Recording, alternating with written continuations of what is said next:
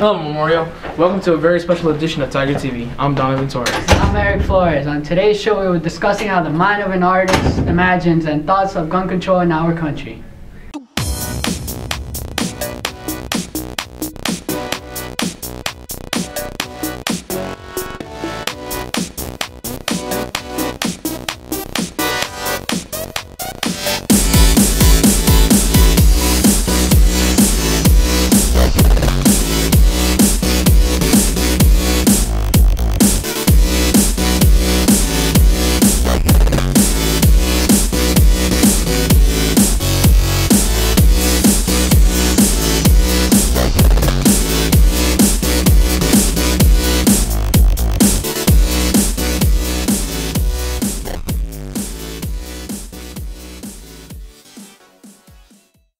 First, an upcoming look at the new Thriller movie.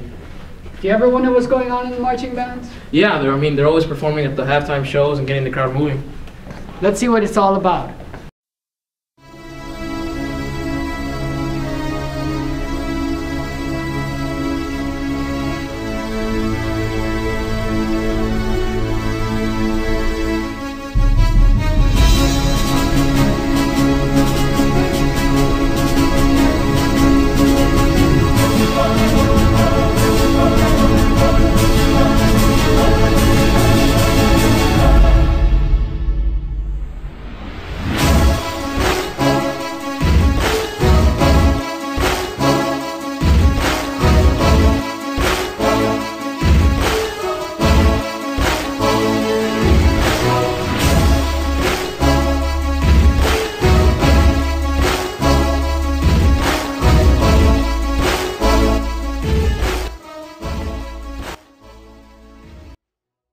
Wow, that was very interesting. The band members are very dedicated. Have you heard of the new upcoming movie? Yeah, it looks so suspenseful. Here's a sneak peek of the movie.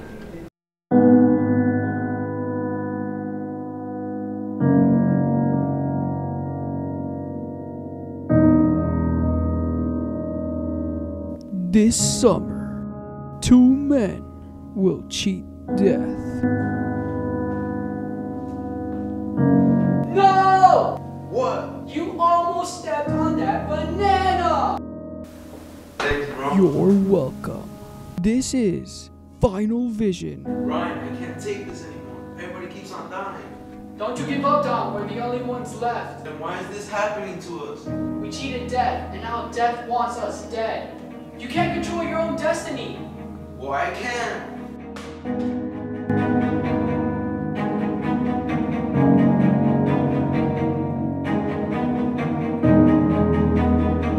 Dom, no, don't do it, man. I saw this in the vision. If you jump off, you're going to die. It's gonna be okay. Don't do it. Ryan, it's gonna be okay. It's gonna be okay.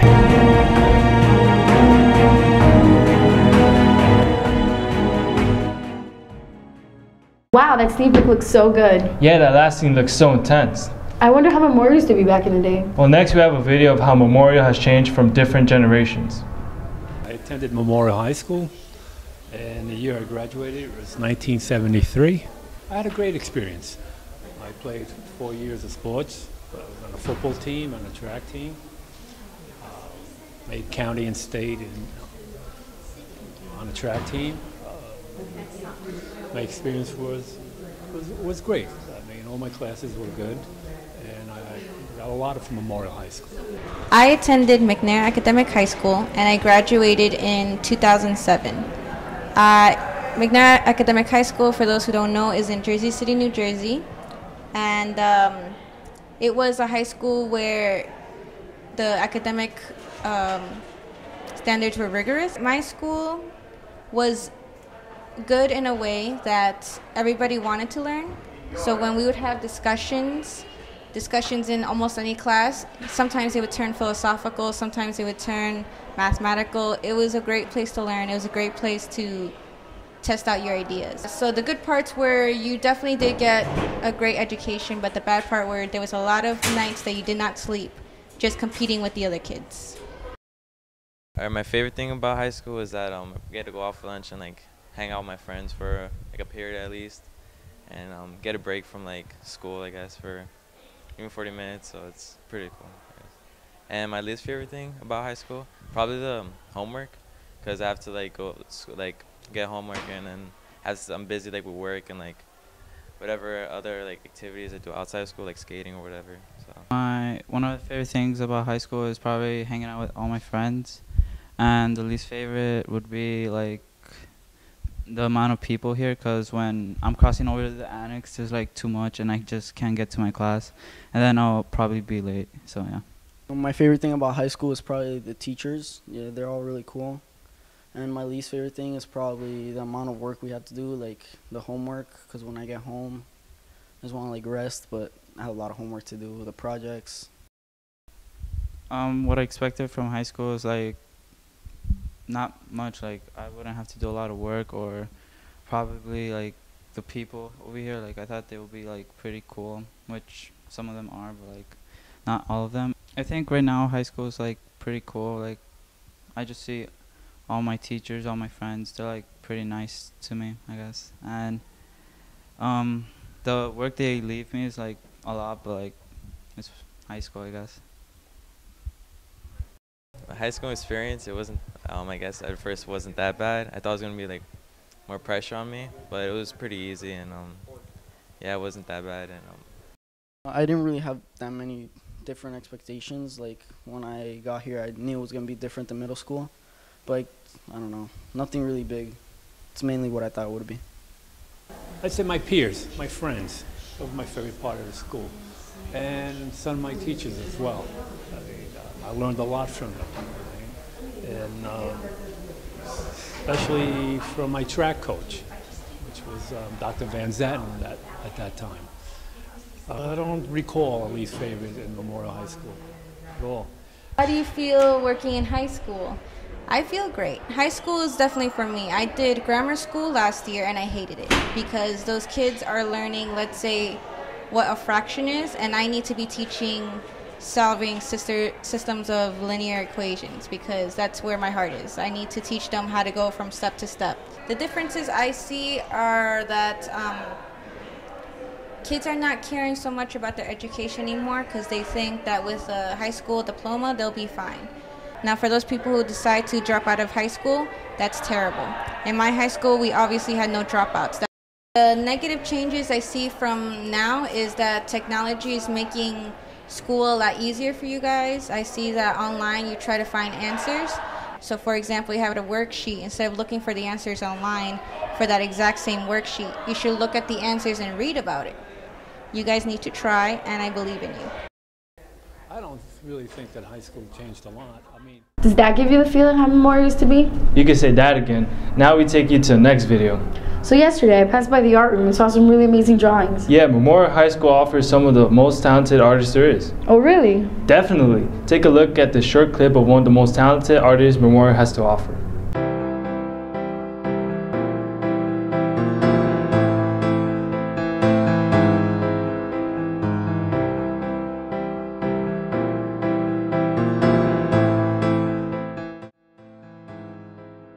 The one thing that inspires me to keep drawing is, as Josh Sundquist would say, one empty, one more thing, one more time. One more thing I can do to make my drawings better, one more time I could make someone's day. That is exactly the reason why I draw. I would pursue this as a career to inspire the generations to come. This career would be more about how much I love art. The money would be secondary, the pleasure would be primary.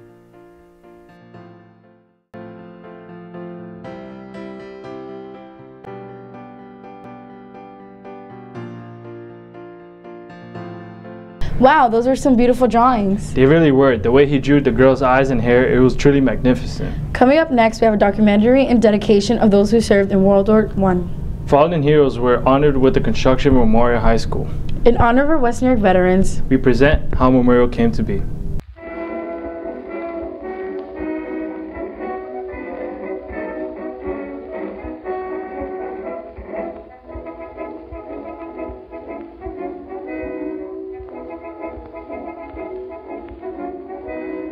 Johnny good luck to Johnny Canuck and all the Allied soldiers, they're fighting day by day.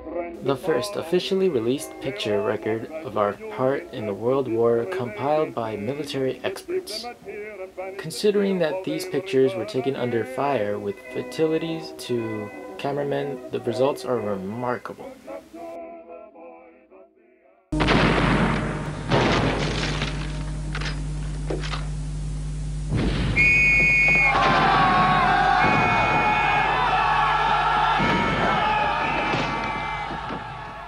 Entry of the United States.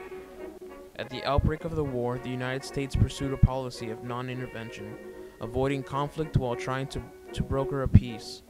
When a German U-boat sank the British liner RMS Lusitania on the 7th of May, 1915, with 128 Americans among the dead, President Woodrow Wilson insisted that America is too proud to fight, but demanded an end on attacks on passenger ships. Germany complied. Wilson unsuccessfully tried to mediate a settlement. However, he also repeatedly warned that the United States would not tolerate unrestricted submarine warfare in violation of international law. The former president, Theodore Roosevelt, denounced German act as piracy. Wilson was narrowly re-elected in 1916 as his supporters emphasized he kept us out of war. In January 1917, Germany resumed unrestricted submarine warfare, realizing it would mean American entry. The German foreign minister, in the Zimmermann telegram, invited Mexico to join the war as Germany's ally against the United States. In return, the Germans would finance Mexico's war and help it recover the territories of Texas, New Mexico, and Arizona. Britain intercepted the message and presented it to the U.S. Embassy in Britain. From there, it made its way to President Wilson, who released the Zimmermann note to the public, and the Americans saw it as a cause of war. Wilson called on anti-war elements to end all wars by winning this one and eliminating militarism from the globe. He argued that the war was so important that the U.S. had to have a voice in the peace conference. After the sinking of 7 U.S. merchant ships by submarines and the publication of the Zimmermann telegram, Wilson called for war on Germany, which the U.S. Congress declared on April 6, 1917. The United States was never formally a member of the Allies, but became a self-styled associated power. The United States had a small army, but after the passage of the Selective Service Act, it drafted 2.8 million men, and by the summer of 1918 was sending 10,000 fresh soldiers to France every day. In 1917, the U.S. Congress gave U.S. citizenship to Puerto Ricans when they were drafted to participate in World War I as a part of the Jones Act. Germany had miscalculated, believing it would be many more months before American soldiers would arrive and that their arrival could be stopped by U-boats. The United States Navy sent a battleship group to Scapa Flow to join with the British Grand Fleet, destroyers to Queenstown, Ireland, and submarines to help guard convoys. Several regiments of the U.S. Marines were also dispatched to France. The American Expeditionary Forces doctrine called for the use of frontal assaults, which had long since been discarded by the British Empire and French commanders because of the large loss of life. On the 11th hour of the 11th day of the 11th month, a ceasefire came into effect. The horrors of the Great War devastated the United States with the death of more than 100,000 Americans. 1,350 of those soldiers came from our hometown of West New York. In 1928, Memorial High School was dedicated to those who made the supreme sacrifice. War is organized murder and nothing else.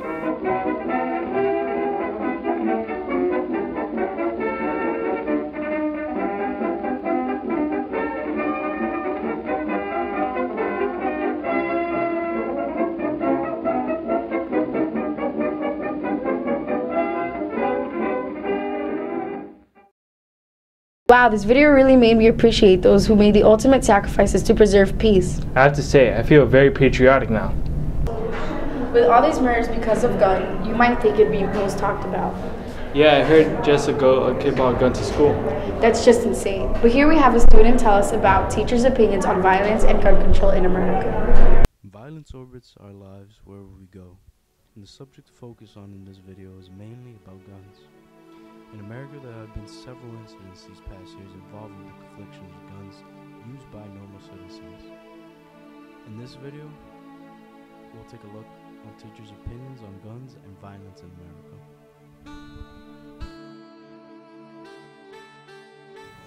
Gun control is a broad topic. It's also a touchy topic for people to talk about. My personal opinion with gun control is I agree with our First Amendment of being able to bear arms. That right, some people from all the types of incidents we've been having in our country with mass shootings in public areas, they believe that we should get rid of that amendment and have more of a gun control and be strict. But in my personal opinion, that shouldn't be negotiated or talked about of the First Amendment, because no matter what, if someone wants to do something, they're gonna find a way to get it accomplished. I believe America isn't the most violent country in the world. There are a lot of countries that have a lot more violence than what we have here in the US. And the reason for that, I feel, is because every country has different ways of how their government systems are or their beliefs or people. I feel here in America, we're one of the countries that doesn't see too much violence. There is violence no matter where you go, but I feel it's just more controlled here with our laws. I think we are not doing enough about gun control. I think we should get stricter on gun control. Just last week, a young boy found his father's guns at home, and he actually brought them to school. And again, there should be some consequences towards the gun holder. I mean, there should be other type of restrictions. I think that just not getting a license for a gun, I think they should have other programs, like if you're going to have a gun, just to have a special closet or a special situation where they keep your weapons. And I think that if anybody gets a hold of these type of weapons, I think they should just face harsh penalties. Oh yeah, of course. I mean, do you read the papers every morning? You think that you hear something positive? It's boring, all right? People will buy anything to hear bad news. I think that's what we hear mostly these days. And our world is getting smaller and smaller and smaller with today's technology, and that's what we keep on hearing is just bad news. I remember when I was a boy, I never heard anything about the Arab countries, and that's all you hear is every single day in the news. I mean, how about what's going on in the United States? Again, we should resolve our own problems, our own issues, especially gun control. Yes, we are infatuated on bad news. Yeah, that's what sells media, and unfortunately, that's what it does. Gun control has definitely got out of hand in this country. It's always a topic on the news nowadays. Hopefully this problem can be resolved so less people have to lose their lives.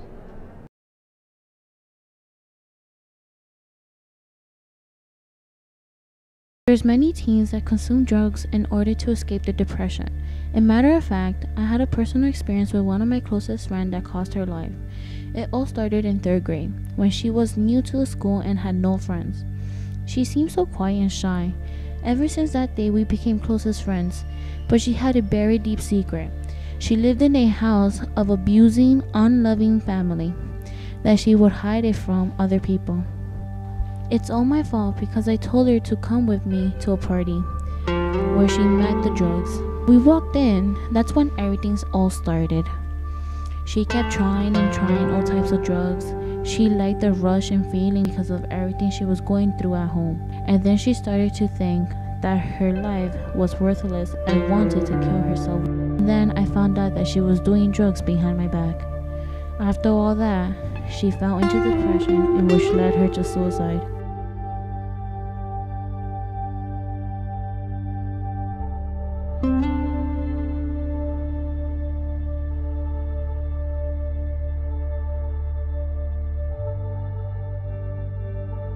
Found out about the death, I felt really guilty. Because of this, it caused me to realize what I was doing wrong, that I decided to get help.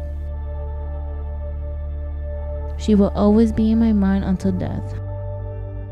If it wasn't for her, I wouldn't have changed my life. I'm sorry for all the mistakes I gotten you into. I love you and will always be in my mind and heart.